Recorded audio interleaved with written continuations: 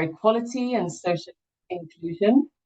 Both reports have been developed under the Global Green Growth Institute's Carbon Transaction Facility and financed by the CTF Readiness Facility, which consists of the donors New Zealand, Sweden, Norway, and the UK. And on behalf of the Readiness Facility, I would like to thank the team from GGGI and Climate Law and Policy who created these important reports. These reports provide something that has been missing in the Article 6 landscape, a clear and practical and evidence-based understanding of why GESI is essential for high-integrity carbon markets and how countries, both users and buyers and sellers, can operationalize these commitments in practice. The countries behind the Readiness Facility believe that Article 6 has the potential to unlock financial flows, support transformational mitigation activities, and foster long-term cooperation. But the success and legitimacy of these mechanisms depend on more than emission reductions alone. They depend on ensuring that climate action delivers benefits and avoids harm, also for groups who are too often left on the margins of decision-making and investment flows. Both reports make this point very clear. The reports underscore that integrating GESI is a core requirement grounded in the Paris Agreement broadly, as well as in Article 6. Awareness of this is still low, but growing. Meanwhile, translating this core requirement into practice is currently at best uneven. This despite us knowing that inclusive project design and participation leads to better and more sustainable mitigation results on the ground. The most evident risk that we face now are fragmented approaches, or even worse, a race to the bottom. And that's why today's discussion is so important. I also want to highlight that today we are very fortunate to be joined by colleagues from Nepal's Ministry of Energy, Water Resources and Irrigation, especially Purbata Bata, Deputy Director of the Alternative Energy Promotion Center, who will share their experience and perspective on integrating social inclusion into climate action and carbon market readiness. Nepal has been, for a very long time, a leader in community-based approaches and inclusive governance, and we look forward to learning from their insights. So thank you all once again for joining us. I hope today's webinar sparks meaningful dialogue, strengthens partnerships, and helps ensure that Article 6 not only accelerates mitigation, but also advances cooperation in line with the principles of sustainable development. And with that, I'm pleased to open this webinar and invite our first presenter to begin.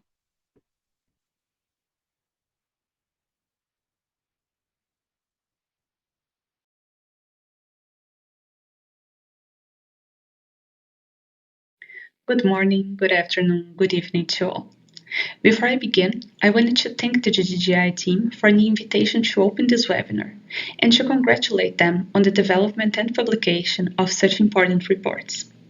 I want to use the next few minutes to set the scene for why this research matters and why it matters at this particular moment.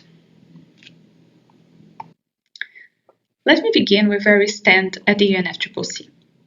We're in a particularly exciting moment for gender and climate change.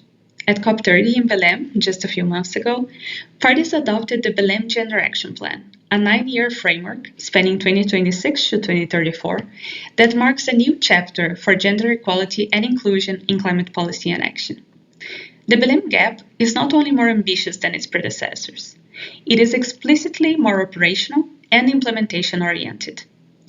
The Belém Gap includes 27 activities and 98 deliverables spanning 5 priority areas and calls on action by all actors at all levels to implement it. But what does that mean in practice? The Belém Gap promotes gender-responsive climate finance, technology development, and capacity building, while encouraging inclusive leadership and meaningful public engagement. The Belém Gap also promotes greater coherence in mainstreaming gender across the entire UNFCCC architecture. This is significant. It means that gender is expected to be mainstreamed across all relevant targets and goals in the activities under the Convention as an important contribution to increasing their effectiveness, their fairness, and their sustainability. In particular, Gender is to be mainstreamed across the work of constituted bodies and work programs, and Article 6 is no exception to that. The adoption of this plan, which operationalizes the Enhanced Lima Work Program on Gender, which was extended for another 10 years at COP29, is a clear signal from parties. Gender equality in climate action is a core commitment, vital for the effectiveness and the ambition of climate policy and action. Parties' commitment to gender equality is also noticeable at the national level. The scale of gender integration in the new round of nationally determined contributions, or NDCs, is truly remarkable.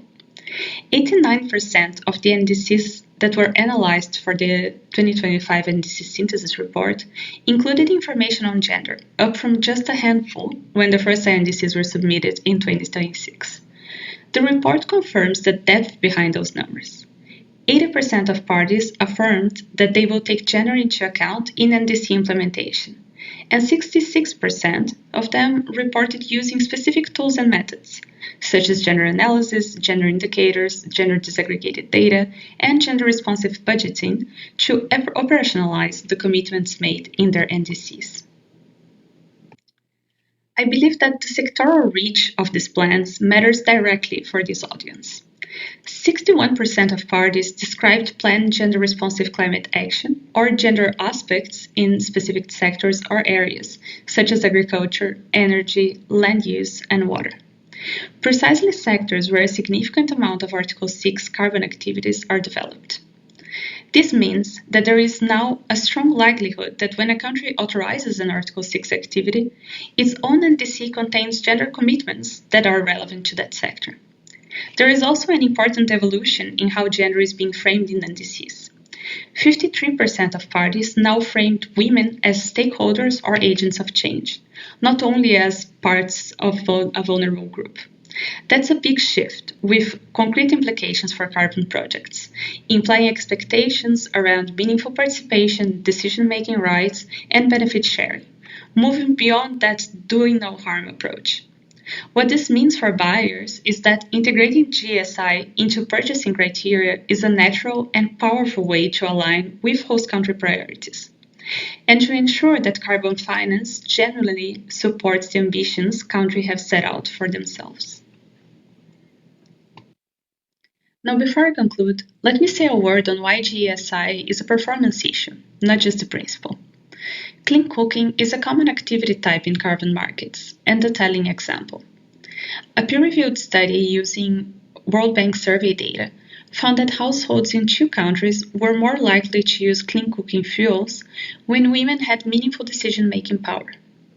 Ignoring women's agency doesn't just raise an equity concern and a rights question. It directly limits the scale of the mitigation outcomes we're trying to achieve. Using a gender lens and involving women in the design, distribution, and governance of these solutions is a precondition for reaching the desired effectiveness, longevity, and scale of these activities. The question is whether the architecture around Article 6 activities is designed to deliver GSI outcomes. The Belém gap under Priority Area D calls explicitly for advancing the gender responsiveness of climate finance, and Article 6 activities can contribute to that. The GGGI research also shows us what this requires in practice: strengthened capacity within national institutions and coherent policy implementation. The Belém gap addresses this directly through activities on building institutional capacity for gender-responsive climate action and strengthening national coherence on gender and climate change. Action to implement these gap activities can contribute to closing the gaps that were identified in the research. With that, I wanted to conclude these opening remarks and to wish you very fruitful discussions. Thank you.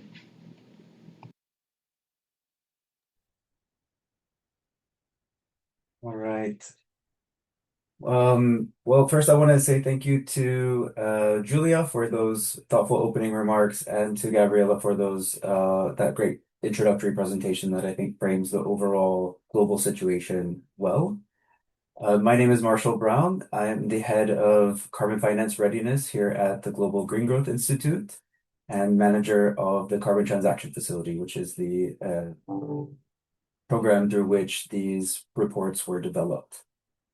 At GGGI, we are currently supporting Article 6 readiness in more than 20 countries, and we're now very clearly at a transition point where we are starting the discussion on how to move from readiness to results.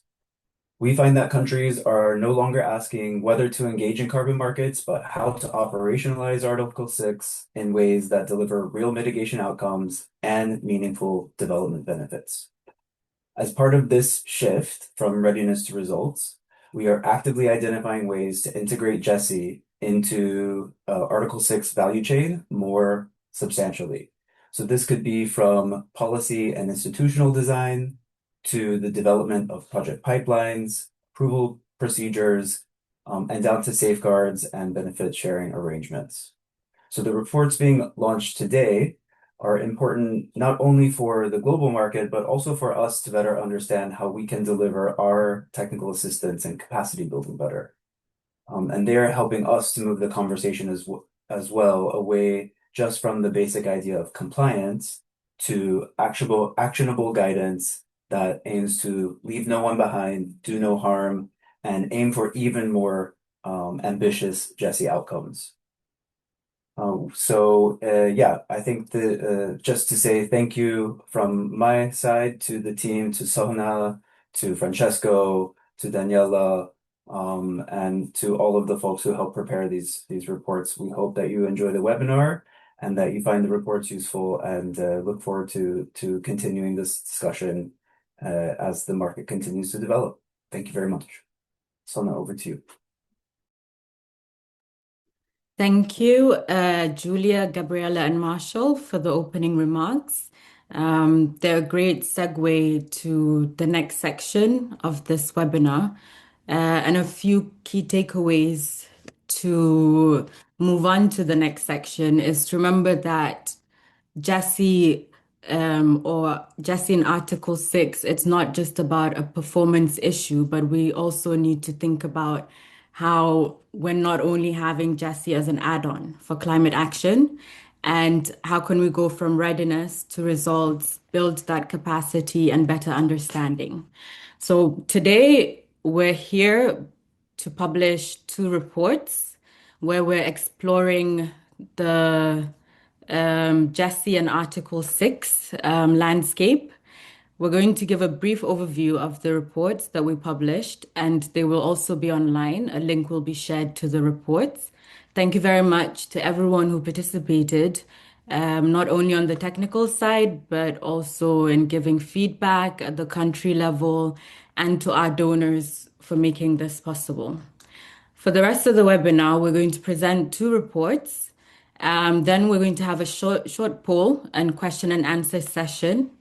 After that, we're going to have a presentation from the APC in Nepal, and they're going to show us how they use the Article 6.4 tool, Sustainable Development Tool, from the point of view of a project developer, and looking at how we can have social development impacts from projects.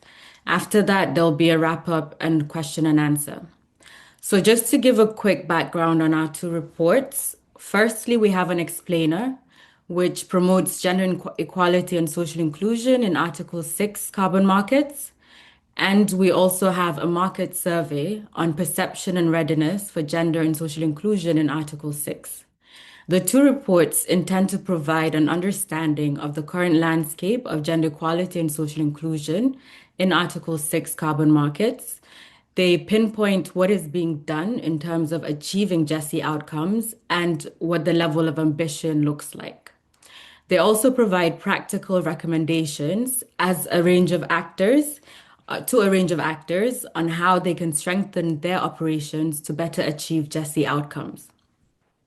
The Buyer and Seller Market Survey report reviews the current state of practice and captures perspectives from both the host, which is the seller side, the country, and the buyer countries.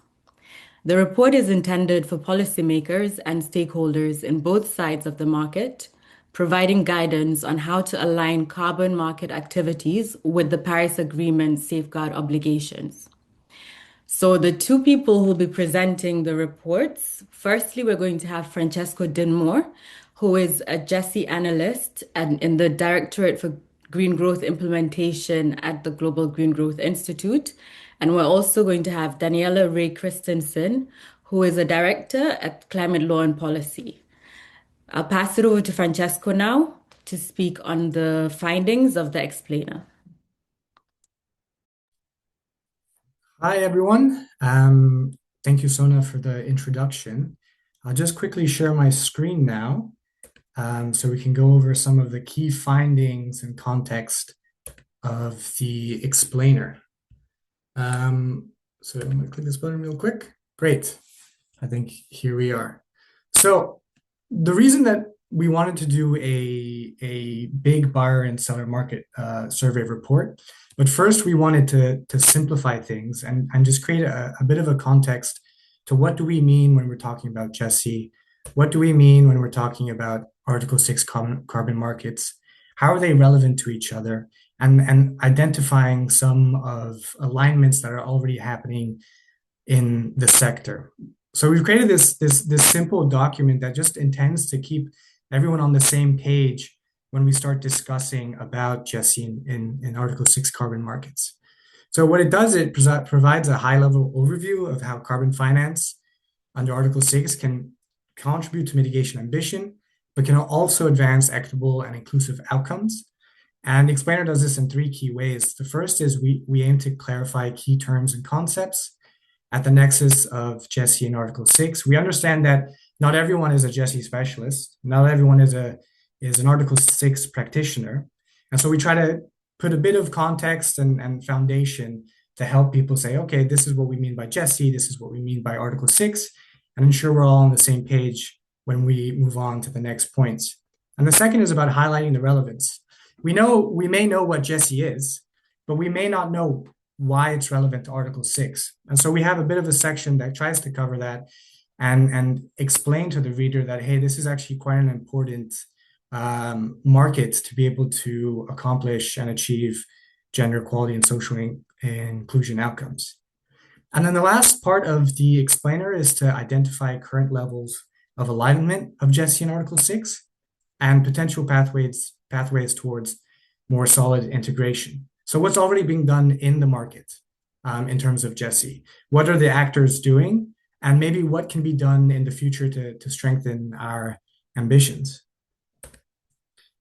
So starting on the first point on key terms and concepts, I won't go through all these concepts in today's webinar, but what we do is we define GESI. We try to explain what we mean by exclusion and inequality in the context of climate action and how these can be addressed, but also how exclusion and inequality hamper the ability to achieve sustainable development. Then we also try to contextualize GESI in an international climate policy context. We just heard from Gabriela on countries' NDCs, on the Belém Gender Action Plan. So we try to, for non-GESI specialists say, hey, we already have these policies in place at the international and national level. And then lastly, we provide a glossary because we know that not everyone is familiar with terms that we use in the GESI world. So we try to get everyone kind of on the same page of what do we mean when we say gender equality? What do we mean when we say social inclusion? What do we mean when we say co-benefits? And so this sets the scene to the relevance of achieving GESI in Article 6 carbon markets. And I really like this slide right here that we incorporated in the explainer. Lots of different institutions have their own gender integration continuum. But I think just for today's webinar, this plays a key part in our understanding of Article 6, because we try to see right now our mitigation activities in Article 6 or our policies within Article 6 or our institutions and their readiness currently in Article 6, are they gender negative? As in, are they perpetuating gender roles and relations and norms? Are they ignoring unequal gender roles? Are they recognizing but maybe not doing too much? Or are they actively addressing roles and relations and norms? And the last one, are they addressing the deep roots of unequal gender roles, relations, and norms?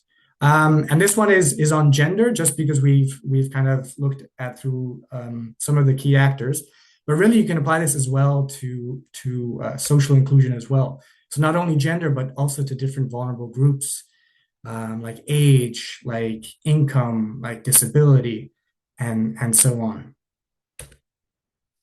So moving on to the next section briefly. So we kind of see three key ways that GESI is related to Article 6. The first key way is that mitigation activities in Article 6 can achieve outcomes that are not just mitigation. There are many different types of sustainable development goals that are able to be achieved through mitigation activities, whether this is SDG 5 of gender equality or reduced inequalities as well. And so we found that in many different mitigation activities and throughout published literature, that there was proven evidence that, Article 6 and carbon mitigation activities are not just about mitigation, that can really achieve a whole range of co-benefits, of which gender equality and social inclusion is one of them. The second is that integrating GESI considerations into the design of mitigation activities can help strengthen the effectiveness and sustainability of mitigation activities. Addressing exclusion and inequality, it helps mitigation activities align with real community priorities, improving uptake, ownership, and long-term effectiveness. And the last key way that GESI is related to Article 6 is that right now there are different actors that have requirements with GESI embedded them for carbon credits to be, or for ITMOs to be authorized.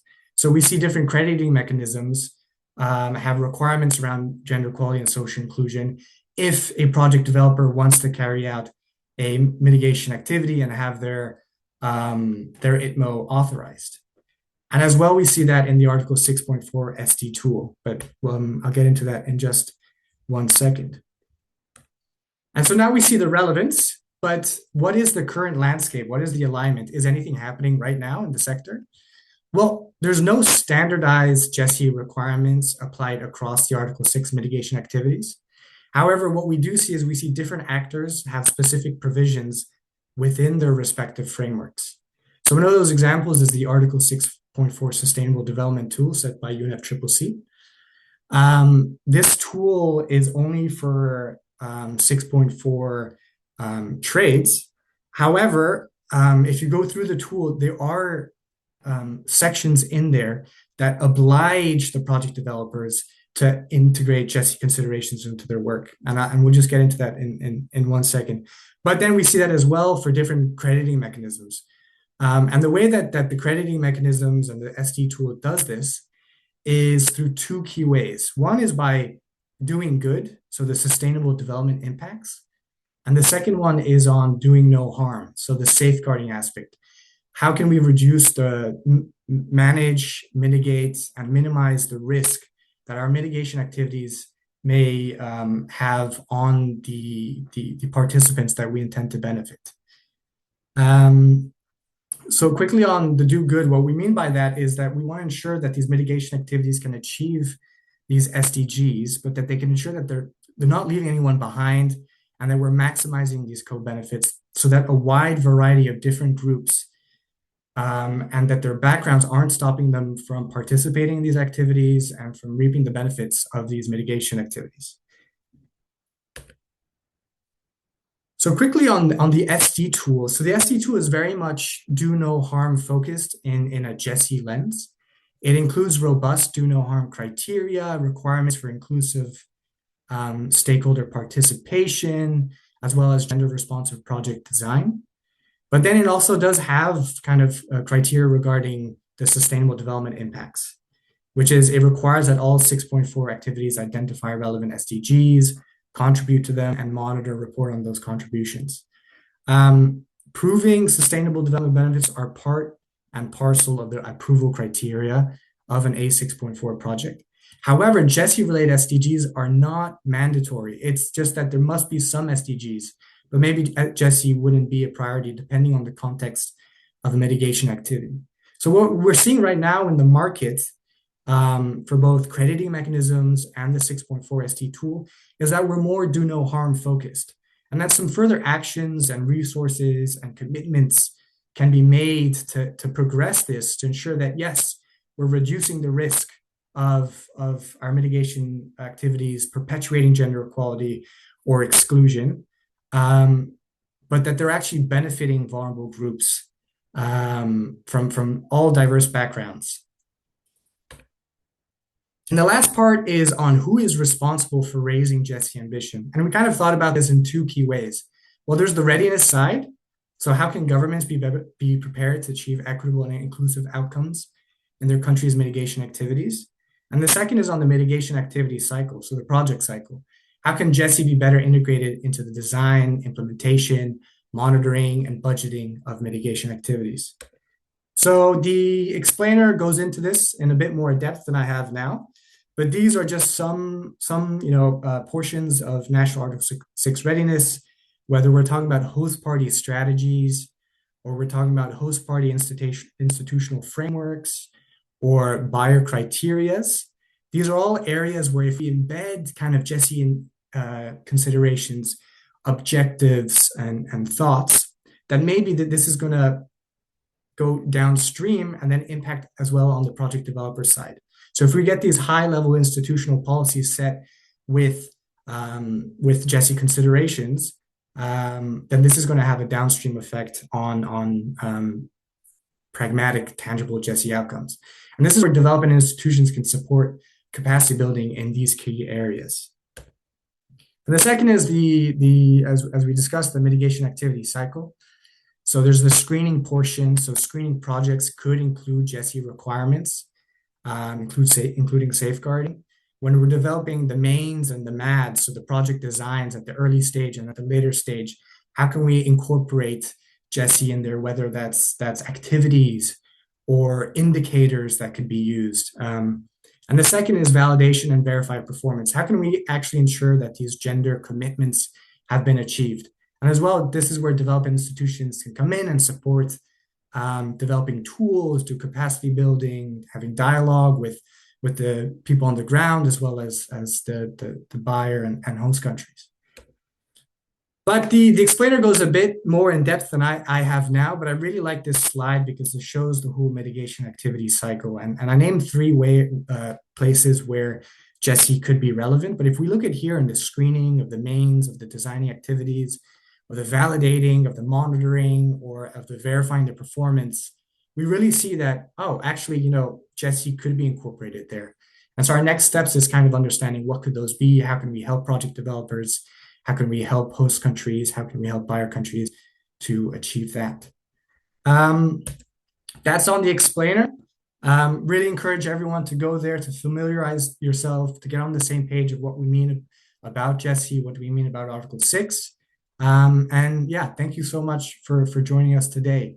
I'm going to pass now to Daniela, who will talk about the Buyer and Seller Market Survey report. Thank you very much, Francesco, and good morning, good afternoon, and good evening to everyone joining us today. In this presentation, I'm going to walk you through the key findings and the recommendations of the report. The structure of the presentation is in three parts. First, I'm going to summarize what evidence shows, and that includes literature review, landscape mapping, country case studies, interviews, and survey. Second, I will present the analytical or core analytical findings that emerge from this research. And third, I will outline the recommendations that are directed both to buyer and seller countries. So with that, let me begin by summarizing what the evidence shows. The next slide. And the next one as well. Thank you, Francesca. If you could go down, yeah, thanks. The literature review and the landscape mapping offer two very important layers of insight. So first, the literature review, and I think you heard it from the other presenters today. The recognition for GESI is increasing, and the SDG contributions are widely referenced in the literature review, but measured through different methodologies. But it's the landscape mapping that add a critical dimension to the work, the legal context. So as you know, the Paris Agreement establishes that parties should, when undertaking climate action, respect, promote, and consider their respective obligations, among other things, on human rights, the rights of indigenous peoples and local communities, gender equality, and principles of public participation, among other issues. These safeguard provisions of the preambular text of the Paris Agreement apply to all climate actions, including market-based cooperation. In fact, the parties have agreed through subsequent decisions on the CMA that they might demonstrate in Article 6 reporting and in each cooperative approach reporting how they reflect these safeguard provisions or these safeguards under the Paris Agreement. And for Article 6.4, these social and environmental safeguards are explicitly required. And like Francesco mentioned, there's even a tool and a mechanism for ensuring that those are indeed implemented. In other words, just re-emphasizing the importance of this, these safeguards provision do form part of a legal and procedural framework within which Article 6 does operate. However, how those safeguard provisions are being operationalized varies across different frameworks, as you can imagine. So Francesco walked you through the Article 6.4 Sustainable Development Tool, and that is the most structured and enforceable mechanism because it's under UNFCCC oversight. But on the voluntary carbon market, we also see the ICVCM with the core carbon principles or CCPs that you might have heard, and they articulate very important safeguard and sustainable development objectives and requirements. But since implementation occurs through dedicated carbon programs, it can lead to variation on the operational details of such implementation. Most importantly, and to re-emphasize, under Article 6.2 cooperative approaches, there's no single party agreed operational safeguard instrument that is comparable to Article 6.4 and the Sustainable Development Tool. The key distinction emerging from this mapping then is that there's a legal foundation that is clear and binding, but the operational approaches differ in scope, specificity, and enforcement architecture. I really want you to keep this in mind. This distinction is very important to understand the dynamics in terms of the buyer and seller perspectives that we will examine in the next slides as well. The next slide. Thank you, Francesco. So the country's case studies do provide a very valuable insight into how the safeguard and GESI commitments are being translated into practice under the Article 6 context. Across all the countries that we examine, there's a clear policy foundation. So countries have adopted national gender policies, the NDCs, as we heard from the UNFCCC, they do reference inclusion, equity, and sustainable development objectives. However, what is still under development is embedding those GESI policies, those safeguard policies and commitments directly into national Article 6 approval procedures and systems. Importantly, I want to emphasize the evidence does not suggest a lack of political commitment. Rather, it really reflects the practical challenge of aligning what are relatively new carbon market governance systems with existing social safeguard policy frameworks in the countries. Next slide. Thanks, Francesca. On the survey side, the surveys also helps to reinforce and triangulate the results from the literature of the country case studies. First, we note that there's high awareness of GESI, as you've heard also from the other panelists. Most respondents indicated a strong familiarity with GESI, and many confirmed that, again, that they have GESI or safeguard-related policies within their institutional mandates. However, again, when we asked through the surveys, specifically about the integration of these policies and commitments within Article 6, the respondents indicated that's very partial or very much still under development. Overall, the survey suggests that the readiness is emerging, that awareness is strong, and the policy foundations are present, but it's really the consistent operationalization across Article 6.2 that is a work in progress. The next slide. Thank you. So that is the evidence base. Let me now turn to the analytical findings that emerge from this body of evidence. Thank you, Francesca. This is the central finding of the study. Across all the lines of inquiry, all the methods that we apply, the evidence really points to a very consistent dynamic. Again, there's high awareness of GESI and safeguards across both buyers and seller country stakeholders. However, stakeholder discussions on Article 6, no one's mentioned the safeguard Paris Agreement provisions as part of the legal framework that is governing Article 6.2 cooperation. There was no explicit mention or recognition. Instead, social and gender elements were frequently framed as co-benefits, as ambition, and as added value. This suggests for us not a variation on the commitment to these principles, but really on how their legal status under the Paris Agreement is interpreted and foregrounded then in implementation. And as you can imagine, this implication is very important. Where safeguards and GESI are positioned as complementary, rather than embedded obligations, the implementation will vary across different contexts, and it will depend on incentives and capacity and interpretation, of course. This really points to the need for a clear communication and stronger alignment of expectations between both buyers and sellers, ensuring that there's a shared understanding that these safeguards do form part of the legal architecture of Article 6, and they're not optional enhancements. And this is precisely an issue on alignment and operational clarity that the recommendations seek to address and that we will examine later on.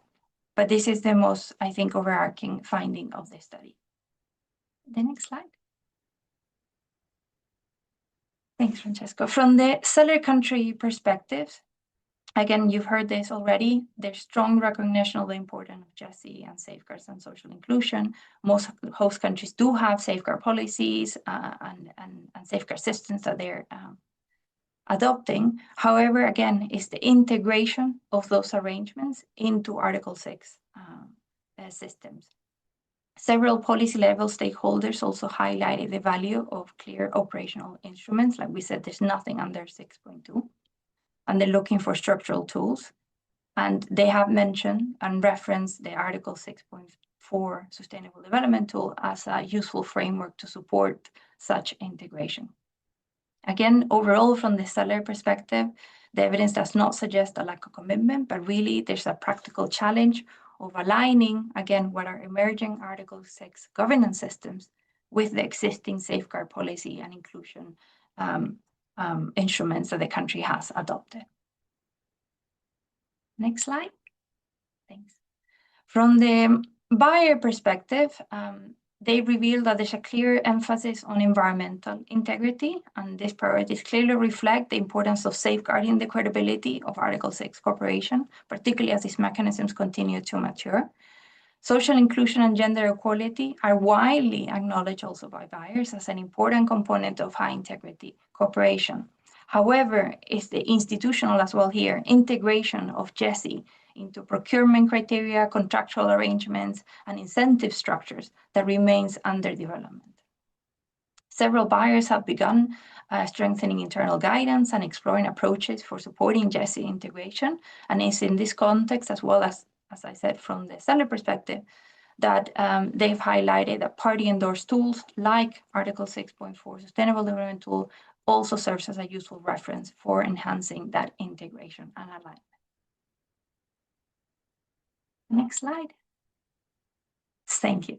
So to conclude, the evidence across all the components of the study converges on three core messages. First, the Paris Agreement safeguard provisions are not optional.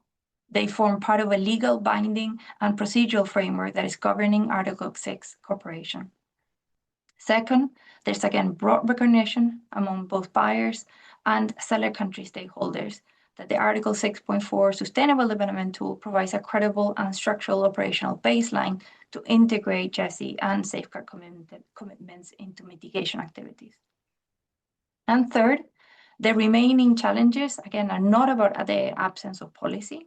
The awareness is strong in both buyer and sellers. The norms are established, and instruments do exist. Rather, what varies across contexts and the challenge is alignment.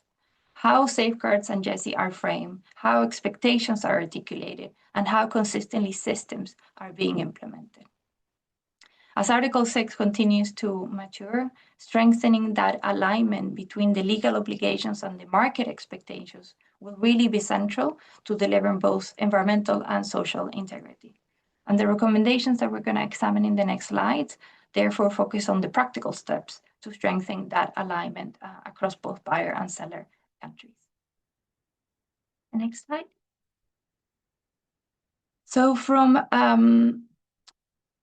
So building on the findings, the report recommends for both buyers and sellers to consider using the Article 6.4 Sustainable Development Tool as a common baseline for cooperation.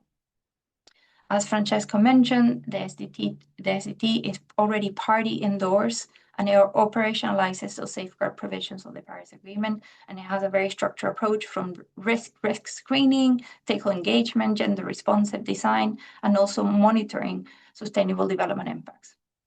Using this common tool for both Article 6.4 and Article 6.2 activities in a country would promote greater consistency and coherence whilst avoiding diverging safeguard expectations across different activities. The recommendations specifically to the seller countries, again, respond to the implementation gap that we identified in the findings. So first, the report suggests that seller countries may wish to also integrate the Article 6.4 Sustainable Development Tool requirements directly into their national Article 6 approval and authorization procedures.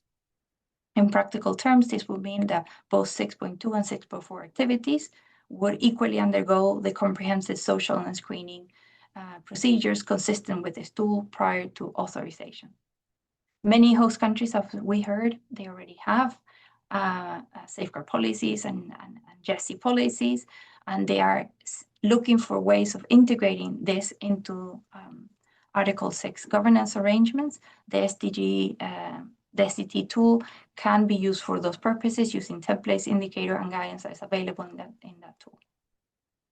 Second, the report recognizes that applying such tool for Article 6 context will require adaptation and learning by doing, given that Article 6 operates through bilateral arrangements rather than the UN centralized process. No? So to support that effective implementation, countries may wish to engage in institutional strengthening and piloting of activities. This could include, among other things, regular training and capacity building for the designated national authorities, to project developers, as we'll hear from the experience from Nepal, to ensure that there's familiarity and clear understanding of safeguard screening procedures, consultation processes, and other aspects. Taken together, these measures again reinforce the core finding in the report. The issue is not absence of safeguards or policy commitments, but really the need to institutionalize and operationalize them coherently within the Article 6 national systems. And finally, from recommendations to the buyer states, they intend to reflect the important role that buyers play in reinforcing that safeguard alignment and operational consistency. So first, buyers can help ensure that comparative approaches under 6.2 are aligned with the Paris Agreement safeguard provisions. This can be achieved by embedding explicit safeguard and GESI clauses in bilateral agreements, in the purchase contracts, or partnership arrangements.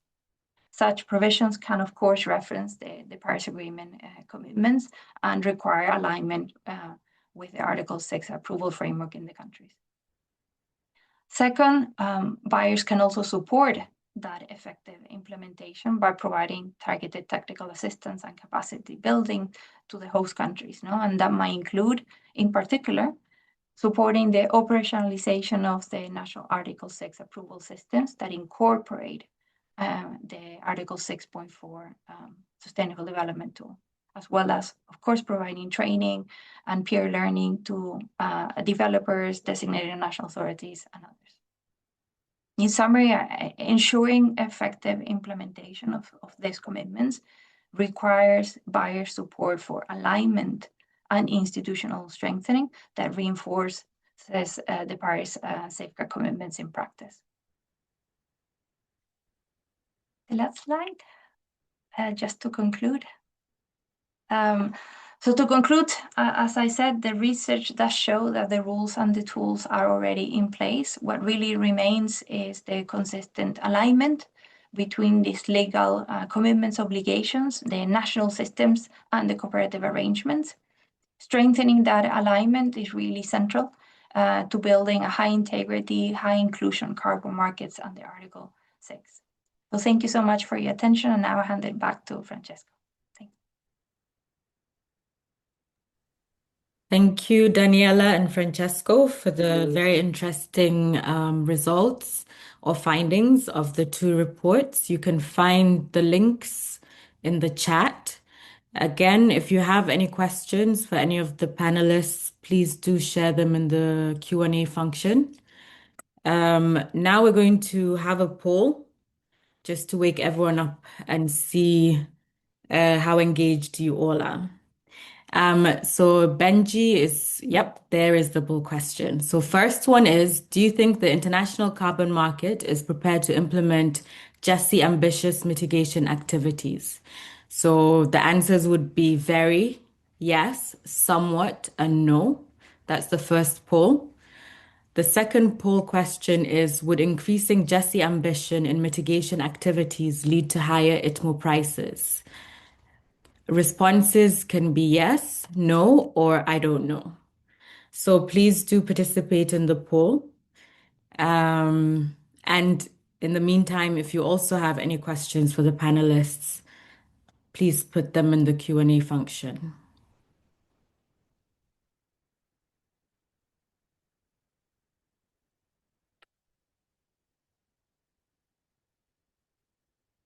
I see that we're having a few responses now. Quite interesting.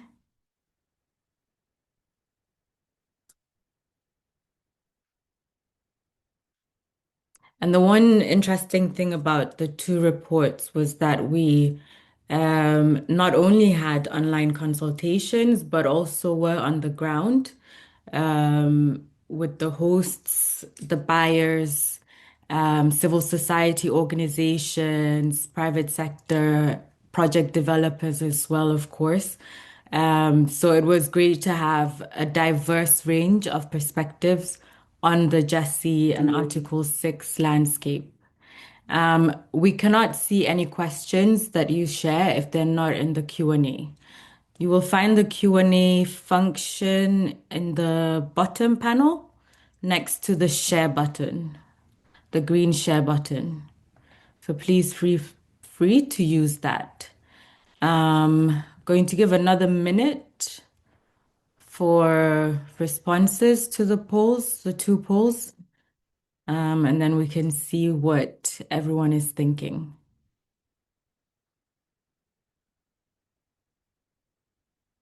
Okay, here we can see the responses.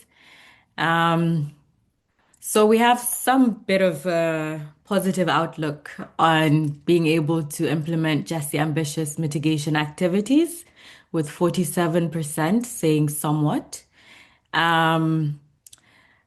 Interesting on the fact that increasing GESI ambition in mitigation activities would lead to higher ITMO prices. Maybe in the Q&A function, we can also start thinking about why would it lead to higher ITMO prices, right? Why would there be additionality? Is it because, as Daniela said, that GESI and safeguards tend to be add-on functions? Would those ITMO prices be lower if GESI and safeguards were embedded in the activities? So now, in the interest of time, we're going to move on to the next part of this webinar, where we've heard from the research part. We've also heard from one of the buyers. Now it's going to be, the flow will be for the project developers.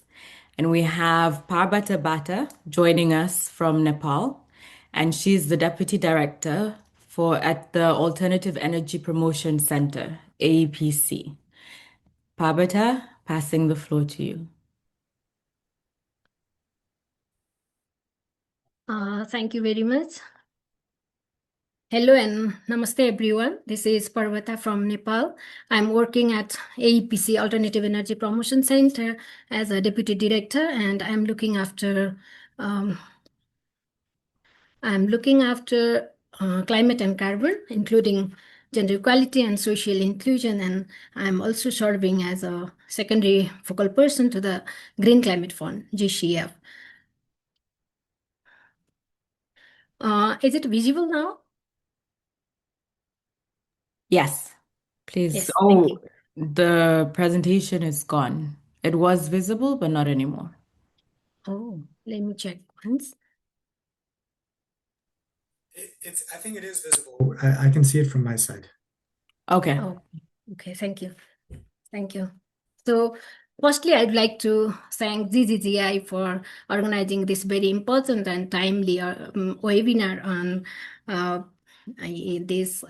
what to say, very timely and very important webinar on building inclusive carbon markets and providing us this opportunity to present in this very relevant forum. And today I'm going to share our experiences on GESI integration in carbon projects. Let me start with a very short introduction about AEPC and its initiatives for GESI mainstreaming and our experiences on carbon trade. And also I'd like to highlight some of my time focusing on GESI perspectives and SDG impacts in carbon projects. So let me very briefly talk about AEPC's establishment. It was established on 3 November 1996 as a government entity under the Ministry of Energy, Water Resources and Irrigation, and with the core mandate of promotion, development and scaling up of renewable energy and energy efficiency across the country. And I would be very happy to share that it is a accredited entity as a direct access entity to the Green Climate Fund, and it works with the development partners, provincial and local governments, private sectors, stakeholders, and government agencies, including NGOs and INGOs. So what we are working, these pictures say our scope. I would like to skip a little more because of the time. So with those technologies, we have enabled private sector growth with 500 plus companies mobilized and 40,000 plus green jobs created. And we have also succeeded to benefit 3.7 million plus households across Nepal with the deployment of 140 megawatt plus renewable energy technologies.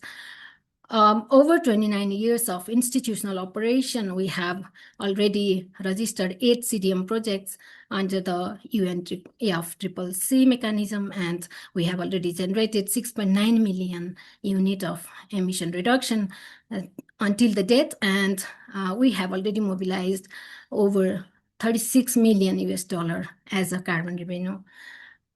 I'm happy to share about the ongoing project under Green Climate Fund. It's of amount of 49.2 million US dollar, and it's under the implementation phase. And also we have completed the first readiness support project, and now we are moving towards this other readiness project as well. So I would like to highlight here how AEPC has institutionalized GESI, carbon and environmental and social safeguard things, because you can see here we have set it within our organogram, and I would like to highlight some of the regulatory framework to mainstream GESI and carbon within the sector. That let me now say some of the policies only, because there are a lot of lists you can see here.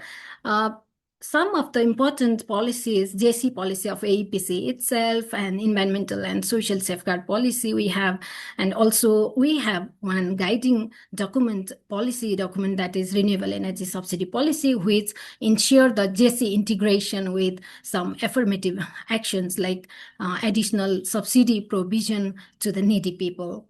And now recently our government of Nepal has that carbon trade regulation in place. So with this, I'd like to go to the next. If we see our budgetary allocation within the institution, more than 60% of budget is directly supportive to gender equality and social inclusion things.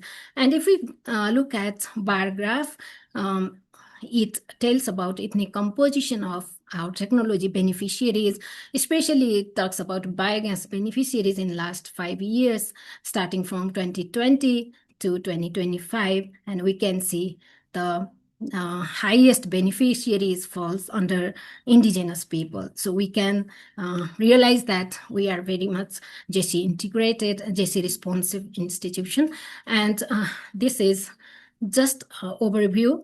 Since 2005, AEPC began engaging in carbon markets under the Clean Development Mechanism of the Kyoto Protocol. And until 2020, we have established climate and carbon section, and we are more focused on developing more projects under carbon markets.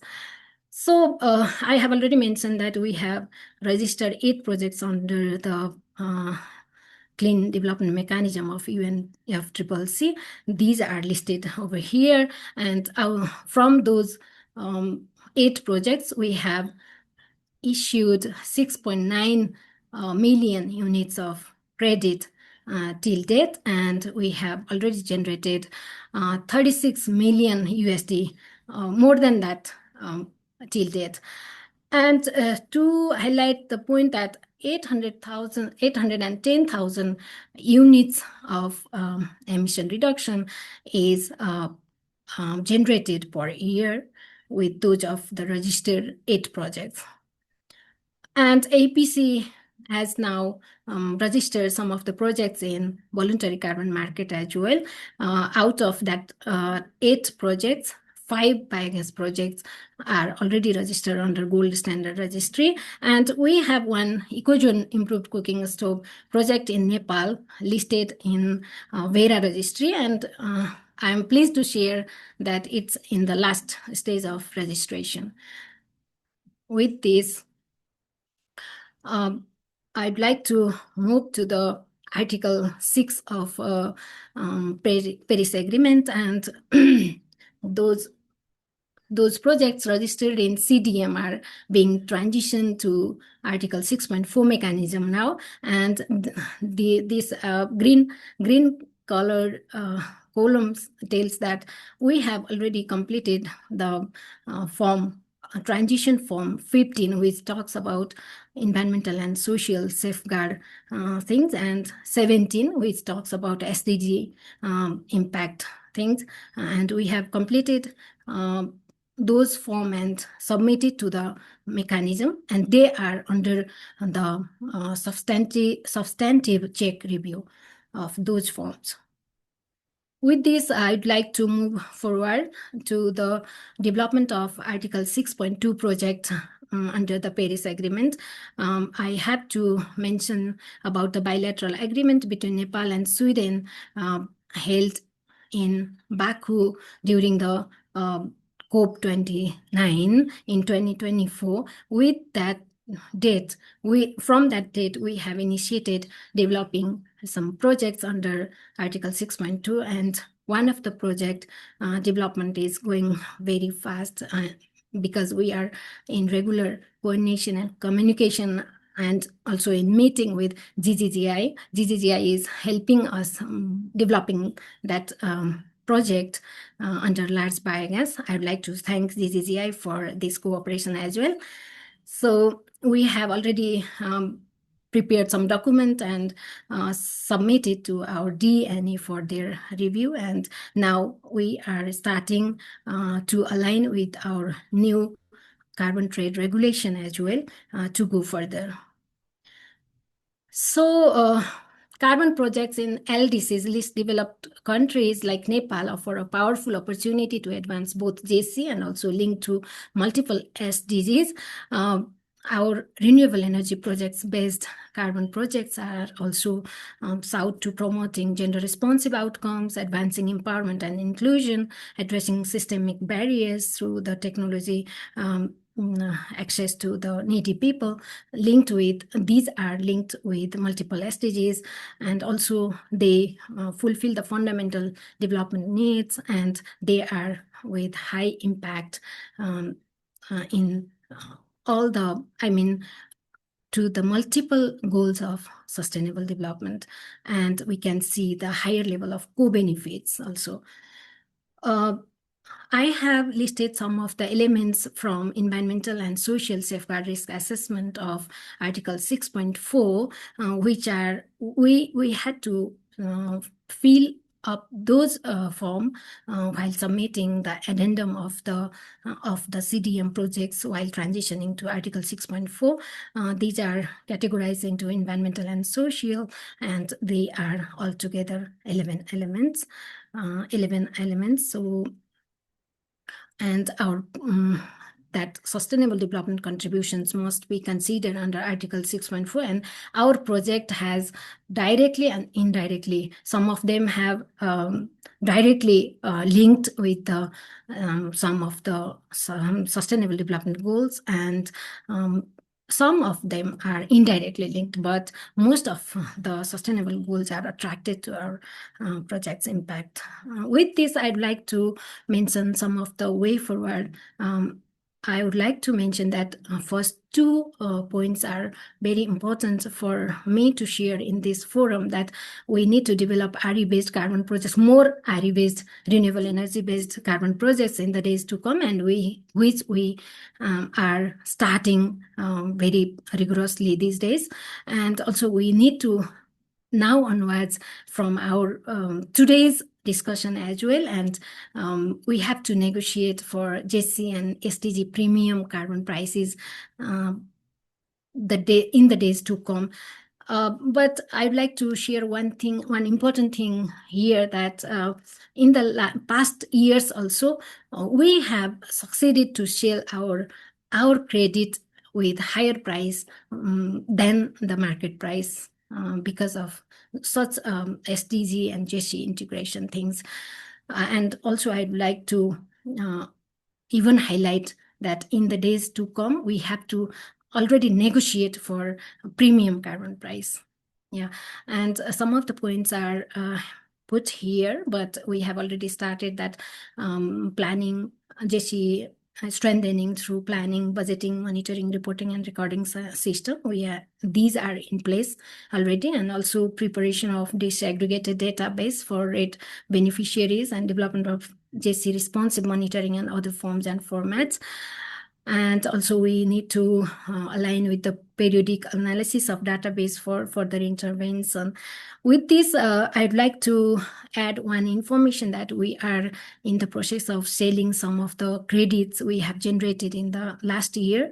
So I hope this might be the right forum, that we have some credits and we want to sell now. We are in the process of doing such things, preparatory things for selling. With this, I'd like to thank once again to the GGGI for organizing this event and providing us this opportunity and to share our experience. Thank you so much. With this, I'd like to stop here, and I'd like to mention one thing, that I am accompanied with my expert team here, experts for GESI, ESS, and also for carbon project development. So if there are questions, and we are happy to answer for those questions. Thank you so much. Thank you very much, Barbata, for presenting on the really interesting work that you and your team are doing, and also showing us what cooperation actually looks like, not only between the hosts and the buyers, but also from the organizations such as GGGI, who are supporting this work. So that was really interesting. Maybe a question, because a lot of the Q&A questions have been answered. And thank you very much to the other panelists who have been responding to the Q&A. But maybe to go back to your presentation, Parbata, Because if you recall from the poll, we had a question about would increasing GESI ambition and mitigation activities lead to higher ITMO prices? From your work in Nepal, are you seeing any of that? And if so, can you give us a bit of insight as to why that is happening? Thank you.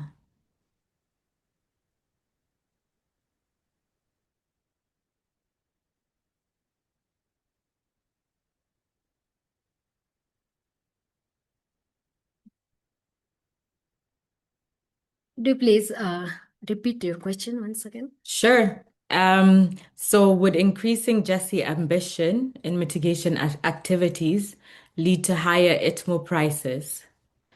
Are you seeing that at all in your work? Because you've given a presentation on all the ways that you're integrating GESI in the carbon pricing or carbon market in Nepal.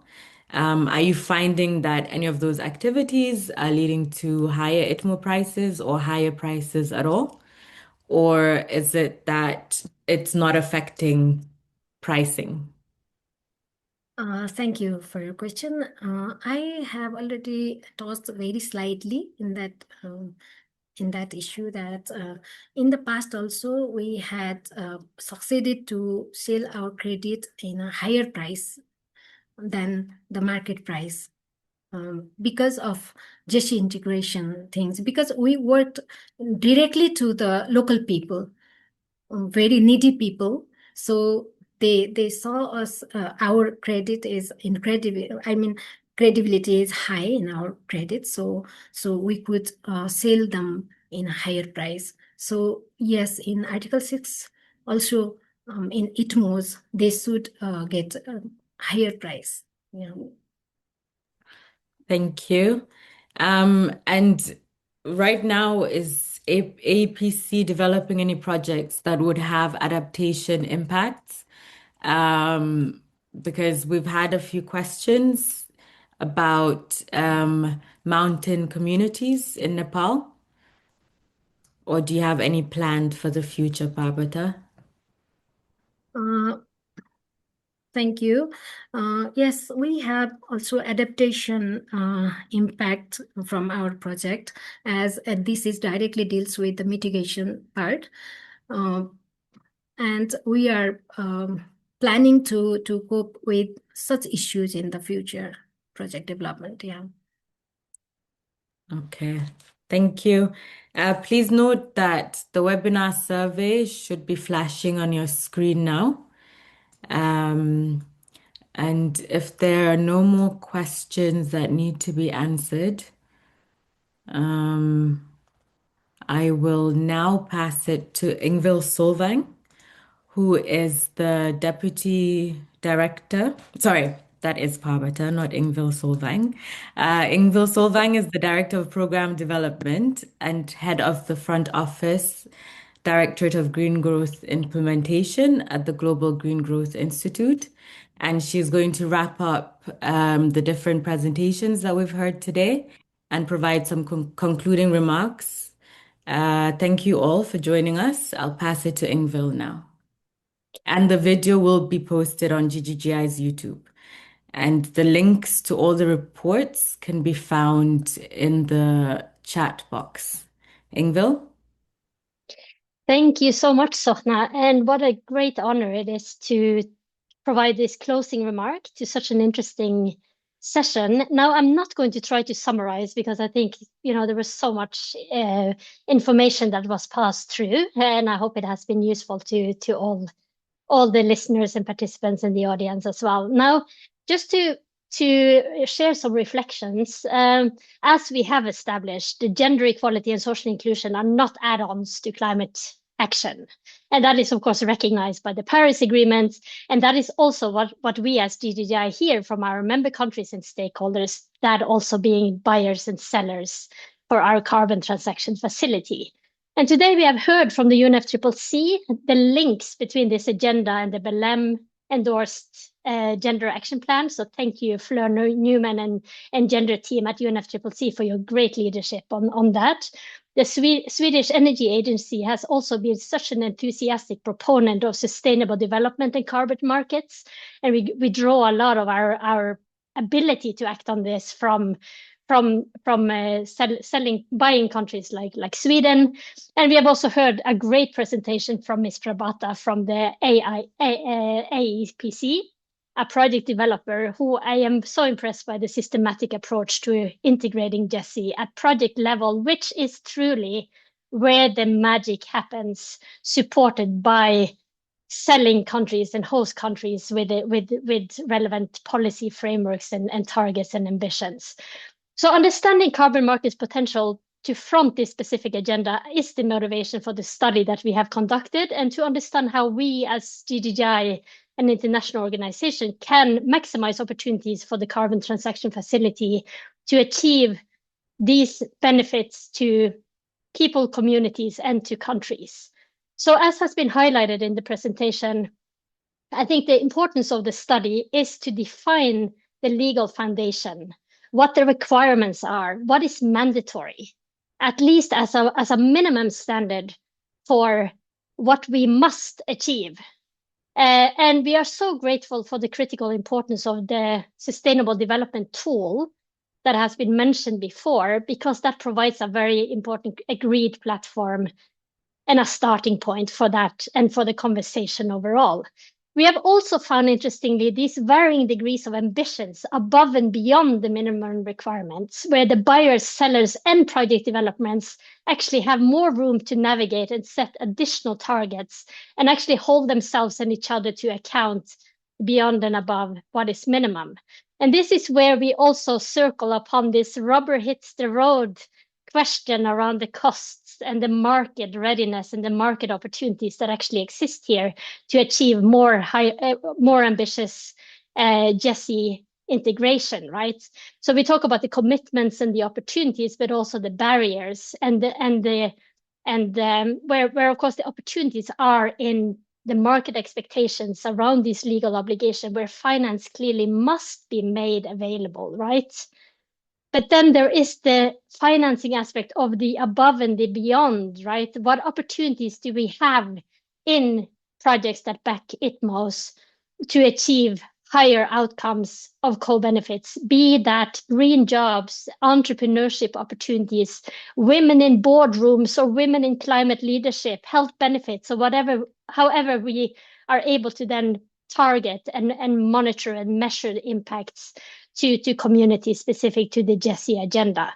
So we find this truly inspiring, and we will continue as GGGI to engage with all of this audience and the buyers and the sellers and fellow international organization, and of course, not least, project developers, to find the magical sweet spots for where this ambition can be realized. And maybe as a final point here, I think doing so in a way that still supports the carbon market in achieving the reason for its establishment in the first place, which is to unlock, accelerate, and scale climate action, which of course is where this price element comes in very, very strongly.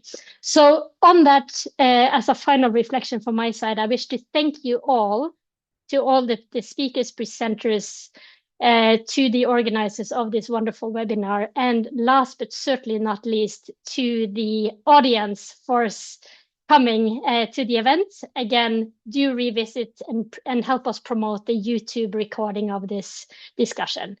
With that, thank you very much, and back to the room. Thank you, Ingvild, for the concluding remarks. Before we close this webinar, could all the panelists turn on their cameras so that we can take a photo or their video and have a big smile for brevity? Go on, Francesco and Benjamin. Don't be shy. Sorry, I'm deep in the Q&A portion of the webinar. I'm typing 100 words, well, 1,000 words. Oh, I realized my camera. Apologies. Sorry. Okay, I'm gonna take the picture soon. Oh, we're waiting for you, Benjamin. Oh, Perfect. thank you. Okay, 1, 2, 3. Thank you very much. Thank you all, audience and panelists for participating. Have a good rest of the day, evening, morning. Thank Bye-bye. you. Thank you. Bye-bye. Thank you, everyone. Bye. Thank you.